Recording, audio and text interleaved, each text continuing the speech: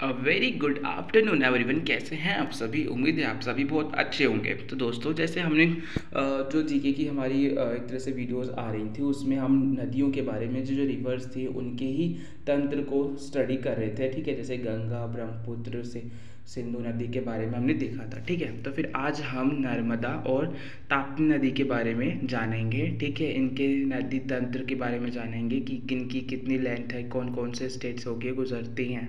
ठीक है, सो चलिए वीडियो शुरू करते हैं और जानते हैं इन दोनों नदियों के बारे में। ठीक है, तो पहली हमारी नर्मदा नदी। नर्मदा जो नदी है वो उसका उद्गम कहाँ से होता है? अमरकंटक से होता है। अमरकंटक कहाँ पे? बेसिकली ये पर्वत श्रेणी है मध्य प्रदेश के अंदर। ठीक है, मध्य प्रदेश में है। अभी बेसिकली क्या होता है कि जो नदी है ये मध्य प्रदेश के अमरकंटक से निकलती है। ठीक है, फिर ये जाती है महाराष्ट्र में, फिर जाती है गुजरात में, और फिर ये खंबात की खाड़ी में जाके गिर जाती है। ठीक है, अब ये जो मध्य प्रदेश है वहाँ से गुजरात तक की जो इसकी लेंथ है बेसिकली कितनी है? 1312 किलोमीटर की लेंथ इसकी है।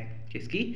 नर्मदा नदी की। ठीक है, आगे कुछ और इसके बारे में इंपॉर्टेंट पॉइंट्स हैं जो भी आपको पता होना चाहिए कि यह एक पश्चिम नदी है। मतलब कि क्या, मोस्टली जो नदियाँ हमारी भारत में है वो क्या है, वो वेस्ट टू ईस्ट जाती हैं। ठीक है, लेकिन जो नर्मदा नदी है वो कैसी नदी है? वो ईस्ट टू वेस्ट जाती है। ठीक है, इसलिए इसे पश्चिम नदी भी बोला जाता है।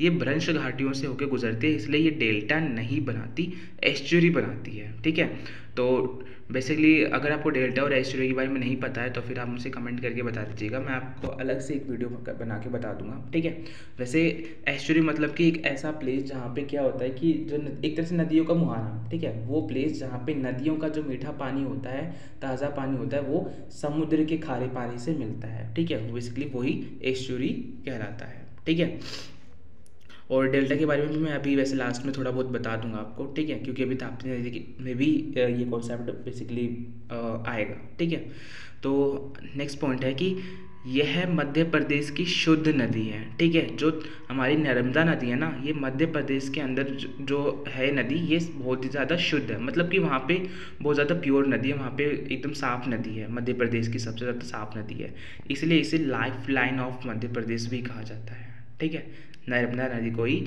Life line of Madhya Pradesh भी कहा जाता है। क्लियर हो गया?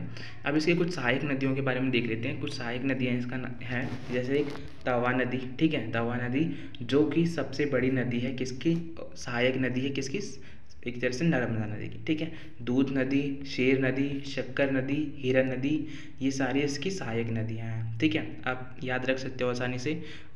तवा थोड़ा सा डिफरेंट है। ठीक है, और दूध शक्कर हो गया यहाँ पे, शेर हिरन हो गया, तो फिर ज़्यादा मुश्किल नहीं है बस। ठीक है, तो ये इसकी कुछ सहायक नदियाँ थी। अब आप यहाँ पे देख सकते हैं बेसिकली यहाँ पे विंध्याचल पर्वत। ठीक है, इसी के पर्वत श्रेणी में आ जाता है हमारा अमरकंटक। अमरकंटक से ही हमारी एक नदी निकलती है जिसका नाम है क्या है? नर्मदा।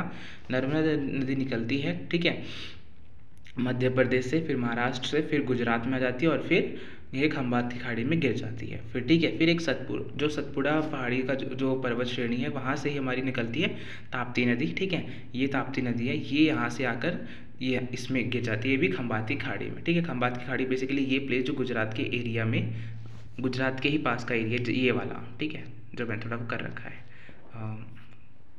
ठीक है, अच्छा हाँ, एक चीज़ और है कि जो नर्मदा नदी है इसी के ऊपर एक बांध बना हुआ है। जो कौन सा बांध है? सरदार सरोवर बांध बना हुआ है इसी के ऊपर। ठीक है, नर्मदा नदी के ऊपर सरदार सरोवर बांध बना हुआ है। ठीक है, आगे देखेंगे थोड़ा सा और। जो इस सरदार सरोवर बांध है ना, इस बांध पर पहले रहने वाले लोगों को हटाया गया और कहा गया था कि सरकार से मुआवजा और रोजगार मिलेगा, परंतु ऐसा नहीं होने पर उन लोगों ने नर्मदा बचाओ आंदोलन किया था। कब? 1985 में। तो बेसिकली हुआ क्या था, जब ये बांध बन रहा था तो उससे पहले की बात क्या है कि जो नर्मदा नदी थी उससे आसपास में लोग बहुत ज़्यादा रहा करते थे जनसंख्या में। ठीक है, रहा करते थे, पर जब ये प्रोजेक्ट आया बेसिकली कि जो सरदार सरोवर बांध है वो बनाने का नर्मदा नदी के ऊपर, तो फिर वहाँ पे जब लोग आए थे जो बांध बनाने वाले थे, उन्होंने बोल दिया था उन लोगों को कि आपको एक मुआवजा मिलेगा बेसिकली, और जो भी ये बांध बन जाएगा तो यहाँ पे आपको रोज़गार भी मिलेगा। ठीक है, तो उनको शिफ्ट करा जा रहा था दूसरी जगह पे उन लोगों को। पर जब बांध बन गया था तो उसके बाद क्या हुआ कि उन लोगों को कोई मुआवजा नहीं मिला, ना ही कोई रोज़गार दिया गया वहाँ पे। तो फिर वहाँ पे जो लोग थे ना, उन सभी लोगों ने क्या करा, एक आंदोलन करा इसी के विरोध में। क्या था उस आंदोलन का नाम? उसका नाम था नर्मदा बचाओ आंदोलन। ठीक है, 1985 में करा गया था ये।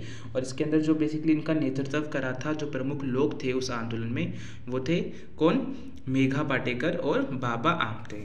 ठीक है, ये दोनों इसके प्रमुख एक तरह से व्यक्ति थे। अब हम देखेंगे ताप्ती नदी के बारे में। जो ताप्ती नदी है उसका बेसिकली जो उद्गम स्थल है वो है सतपुड़ा श्रेणी। ठीक है, जो सतपुड़ा की जो पर्वत श्रेणी है वहाँ से इसका उद्गम होता है ताप्ती नदी का। ये भी बेसिकली मध्य प्रदेश से निकलती है, महाराष्ट्र में जाती है, फिर गुजरात में जाती है और फिर खंबाती खाड़ी में गिर जाती है। इसकी जो टोटल लेंथ है वो 724 किलोमीटर की लेंथ है। ठीक है, जो नर्मदा नदी है, बेसिकली जो ताप्ती नदी है ये नर्मदा नदी के ही समांतर बहती है। ठीक है, उसी के एक तरह से साथ साथ बहती है। अब क्या है बेसिकली इसमें ये भी बोला गया है इसके पॉइंट में कि जो ये भी डेल्टा नहीं एस्चुरी बनाती है, क्योंकि यह भी भ्रंश घाटियों से गुजरती हैं। ठीक है, जो एक तरह से हमारी जो नर्मदा नदी है, ताप्ती नदी है, दोनों ही डेल्टा नहीं बनाती, एस्चुरी बनाती है। ठीक है, क्यों? क्योंकि ये दोनों ही बेसिकली भ्रंश घाटियों से गुजरती हैं, बहती हैं। ठीक है, और जो ताप्ती नदी है उसको सूर्यपुत्री के नाम से भी जाना जाता है। क्लियर हो गया? अब देखिए, अब यहाँ पे एक चीज़ और देख लीजिए आप। ठीक है, जैसे देखिए कुछ नदियाँ ऐसी हैं, ठीक है, वो ऊपर से गिरती हैं खाड़ी में और सीधी बहती हैं। बहते बहते वो कुछ रोड़ी, कुछ कंकड़ पत्थर भी अपने साथ ले जाती जब वो वहाँ पर गिरती है ना किसी खाड़ी में, तो फिर वो क्या होता है बेसिकली वहाँ पे वो डेल्टा का निर्माण करती हैं। क्लियर हो गया? पर कुछ नदियाँ ऐसी होती हैं जब वो गिरती हैं ना, तो गिरने के बाद देखिए थोड़ा सा आगे बढ़ी, यहाँ पे गड्ढा हो गया। ठीक है, जो भी उन्होंने कंकड़ पत्थर इकट्ठा कर रखा था वो सारा इसी के अंदर रह गया और पानी यहाँ से आगे बह गया।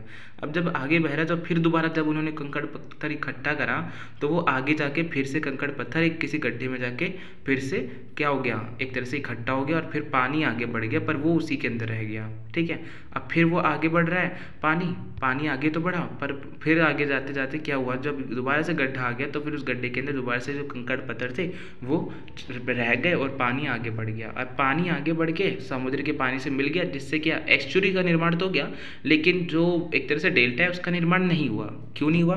क्योंकि आप देख सकते हो जो भी कंकड़ पत्थर नदी इकट्ठा कर रही थी अपने एक तरह से बहाव से, ठीक है, वो सारे क्या कहते हैं इन्हीं गड्ढों के अंदर रह जा रहे थे। तो बेसिकली यही भ्रंश घाटियाँ हैं, इन्हीं के अंदर ही बेसिकली क्या होता है कि जो कंकड़ पत्थर है वो इसी के अंदर रह जाते हैं, जिससे कि क्या होता है कि जो डेल्टा है उसका निर्माण होता ही नहीं है। ठीक है, तो फिर बेसिकली जो दो नदियाँ ये ऐसी हैं, जो प्रमुख नदियाँ हैं नर्मदा और ताप्ती नदी, ये नदियाँ ऐसी हैं जो इसमें डेल्टा का निर्माण नहीं होता। ठीक है, सिर्फ एस्चुरी भी बनती हैं। क्लियर हो गया?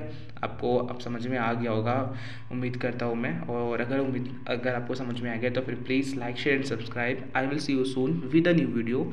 For till time, bye bye.